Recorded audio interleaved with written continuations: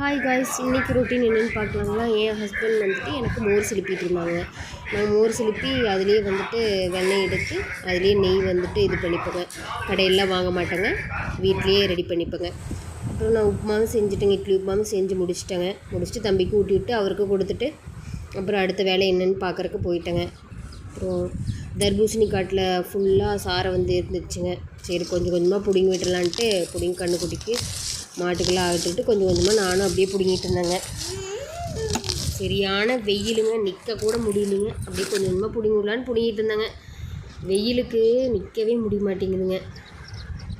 அப்புறம் அப்படியே கொஞ்சம் நேரம் பிடுங்கிட்டு சாயங்காலமாக பிடுங்கிக்கலாம் வெயில் தாழ்ந்ததுக்கப்புறன்ட்டு அப்புறம் நானும் அப்படியே வந்துட்டேங்க.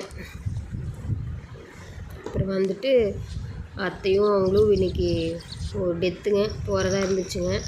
அப்புறம் மாடெல்லாம் இருந்துச்சு, அதுக்கும் போய் எல்லாம் பில்லெல்லாம் பிடிங்கி போட்டுட்டுங்க 3 தின்னுட்டு இருந்துச்சுங்க.